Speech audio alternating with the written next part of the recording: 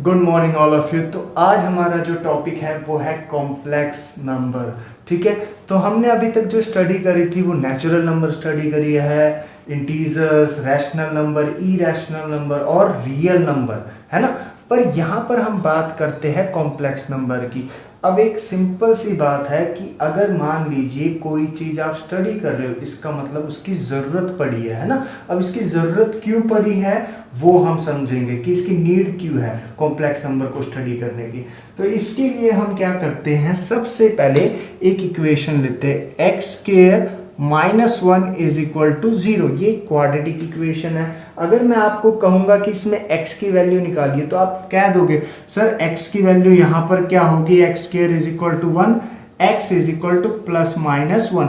यानी अगर मान लीजिए ये रियल नंबर है, रियल नंबर आपके पास क्या होता है, रियल नंबर आपके पास कहां से कहां तक होता है, माइनस इन्फिनिटी से प्लस इन्फिनिटी। और इसके अंदर आपके पास नेचुरल नंबर और integers, rational number, irrational number, ठीक है, ये सारे के सारे और भी जितने नंबर्स हैं वो सब के सब लाई करते हैं। तो x की वैल्यू यहां से क्या आई है, +1 और -1। तो +1 और -1 दोनों ही इसके बीच में लाई करते हैं ना। तो अब मैं क्या करता हूं, एक और इक्वेशन ले लेता हूं, इस -1 को +1 से रिप्लेस कर देता हूं। अब अगर मैं आपसे पूछता हूं कि x की वैल्यू क्या है, तो x square is equal to -1 और x is equal to under of -1। अब यहां से क्या हुआ, एक हमें जरूरत पड़ गई किसकी, एक नए नंबर की।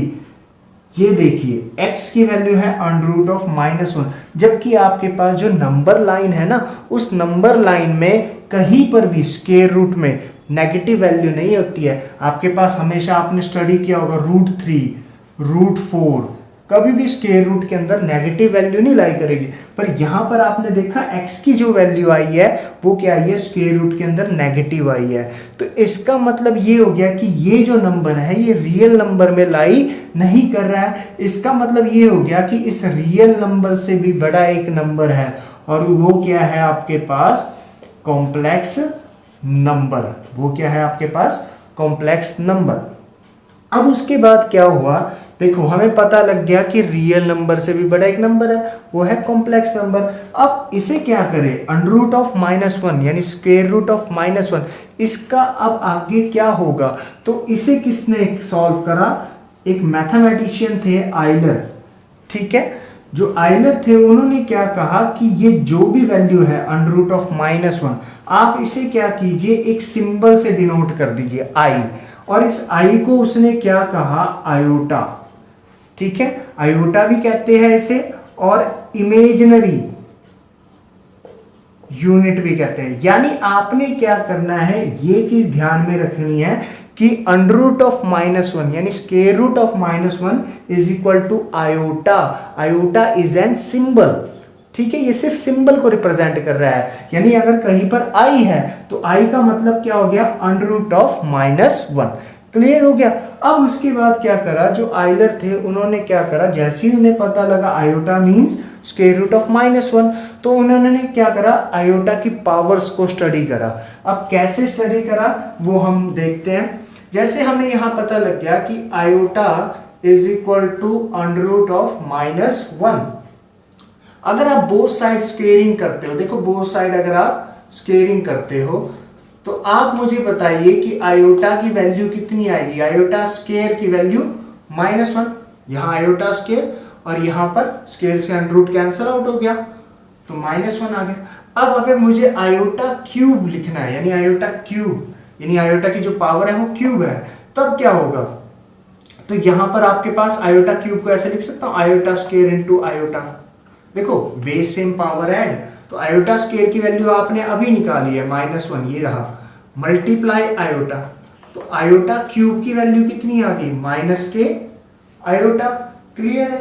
अब उसके बाद आयोटा 4 की वैल्यू, आयोटा 4 आयोटा स्क्वायर का होल स्क्वायर -1 पावर 2 यानी कितना आ गया, +1।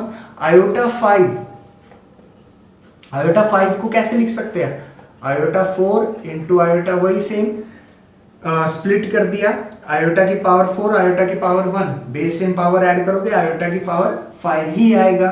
और आयोटा रेज टू पावर 4 की वैल्यू कितनी है 1 इंटू आयोटा, तो क्या आ गया आयोटा आ गया, है ना। अब उसी तरह मान लीजिए आप आयोटा 10 निकालते हैं, तो आयोटा 10 आयोटा स्क्वायर की पावर 5 माइनस 1 की पावर 5 ऑड है, तो क्या आएगा -1 आएगा। कुछ भी ले लीजिए। तो यहां से ना आयलर ने कंक्लूजन किया कि जो आयोटा की वैल्यू है ना, आयोटा की कुछ भी पावर हो, वो हमेशा क्या होगी +1 -1 आयोटा माइनस आयोटा, यानी इससे अलग कभी भी आयोटा की वैल्यू नहीं आएगी, आयोटा की कुछ भी पावर हो। क्लियर हो गया आप सबको। अब देखो यहां से हमें पता लग गया कि आयोटा की जो वैल्यूज है वो हमेशा 4 ही होती है, या तो +1 या -1 या आयोटा या माइनस आयोटा। अब यहां पर एक और चीज आती है कि ये तो थी सारी की सारी वैल्यूज क्या थी पॉजिटिव थी। ये देखो जो आयोटा की जो पावर्स है ना वो पॉजिटिव है। क्या हो अगर पावर क्या हो नेगेटिव हो, यानी अगर यहां पर आयोटा की पावर क्या आ जाए -2 आ जाए, या फिर आयोटा की पावर क्या आ जाए -3 आ जाए, तो क्या होगा। तो हमेशा ध्यान रखना जब भी आयोटा की पावर नेगेटिव हो वो उसका रेसिप्रोकल ले लीजिए। आयोटा स्क्वायर देखो ऊपर था नीचे लिखा तो नेगेटिव हो गया। अब आपने क्या करना है, यहां पर आप क्या करोगे, आयोटा स्क्वायर की वैल्यू कितनी होगी -1, तो कितना आ गया -1। अब अगर आप आयोटा क्यूब को देखते हो पावर नेगेटिव है नीचे लिखोगे, है ना। अब उसके बाद आप क्या करो यहां पर रियलाइजेशन रैशनलाइज नहीं, इसे रियलाइजेशन कहते हैं। क्यों, क्योंकि हम डिनोमिनेटर में रियल नंबर लेके आ रहे हैं। तो यहां पर आयोटा से मल्टीप्लाई आयोटा से डिवाइड, किसी भी आयोटा से कर सकते हो, आयोटा स्क्वायर से करो आयोटा क्यूब से करो, ठीक है ना। तो iota into iota 4 1 is equal to iota. तो यहां से भी आपने कंक्लूजन निकाला कि अगर आयोटा की पावर नेगेटिव भी हो तब भी आपके पास जो वैल्यूज है वो इन्हीं चारों में से होगी, या तो -1 या +1 या प्लस आयोटा या माइनस आयोटा। क्लियर हो गया। अब हम क्या करते हैं, कुछ क्वेश्चंस करते हैं आयोटा के बेसिस पर। तो यहां पर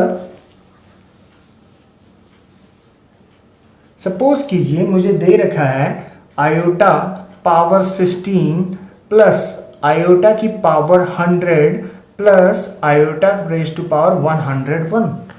अब जब भी आपके पास ना पावर ग्रेटर देन 4 हो, यानी आयोटा की पावर n और n क्या है ग्रेटर देन 4, तो एक बड़ा सिंपल लॉजिक है। वो क्या है, जितनी भी पावर है ना उसे 4 से डिवाइड कर दीजिए। कर दी आपने, जैसे मान लीजिए यहां पर कितना आया, जब 4 से डिवाइड करोगे रिमाइंडर कितना आएगा 0 आएगा ना, तो आयोटा की पावर 0 जो रिमाइंडर है वो लिख दीजिए। अब यहां पर करिए आयोटा की पावर 100 को किससे डिवाइड करना है 4 से, चाहे पावर नेगेटिव हो चाहे पावर पॉजिटिव हो, हमेशा 4 से ही डिवाइड करना। तो अगर आप 100 को 4 से डिवाइड करते हो तो कितना आएगा आपके पास, 4 2 ज़ा 8 2 4 5 ज़ा 20, तो रिमाइंडर यहां पर आपके पास कितना आया 0 ही आया, तो आयोटा की पावर 0। क्लियर है। अब उसके बाद 101 को कीजिए, 4 2 ज़ा 8 यहां 2 यहां 1 4 5 ज़ा 20, रिमाइंडर कितना आ गया 1, तो आप रिमाइंडर को लिख लीजिए। क्लियर है। तो यहां से देखिए आयोटा की पावर 0 1, आयोटा की पावर 0 1, ठीक है। और आयोटा की पावर 1 हमने अभी पढ़ा था, आयोटा की पावर 1 कितना होता है आपके पास स्क्वायर रूट ऑफ -1।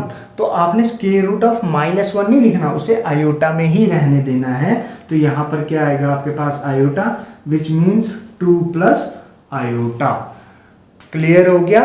तो बस आपने ये ध्यान रखना है जब भी आपके पास आयोटा की कुछ भी पावर हो आप उसे 4 से डिवाइड कीजिए। डिवाइड करने के बाद जो उसका रिमाइंडर बचता है ना वो उसकी पावर कर दीजिए, तो आंसर दोनों का सेम आएगा। जैसे मान लीजिए मैंने यहाँ रिमाइंडर कितना करा 1, तो आयोटा की पावर 1 लिख दिया।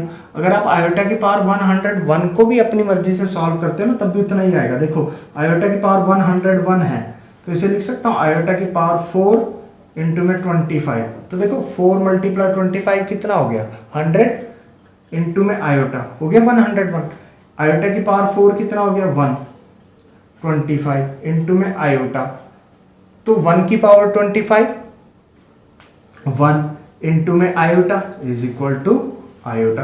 तो ये क्या है आपके पास आसान मेथड है। चलो एक और करके देखते हैं हम क्वेश्चन। सपोज कीजिए यहां पर है 96 आयोटा की पावर और यहां पर है 48, इसकी वैल्यू निकालनी है। तो यहां पर अब आप क्या करो, 4 से ही डिवाइड करो, 4 से डिवाइड करो तो 96 को 4 से डिवाइड करोगे, 4 2 जा 8, 1 4 4 जा 16, रिमाइंडर कितना आ गया 0, तो वो लिख दो यहां पर, जितना रिमाइंडर है वो उसकी पावर लिख दो, ठीक है। अब आयोटा की पावर 48, 48 को भी 4 से डिवाइड करो तो 4 1 जा 4, 8 4 2 जा 8, रिमाइंडर कितना आ गया 0, तो यहां पर 1 + 1 कितना आ गया 2। क्लियर है। तो होप आप सबको ये टॉपिक अच्छे से समझ आया होगा, ठीक है। अब जो बाकी के टॉपिक्स है वो हम नेक्स्ट पार्ट में करेंगे। Thank you.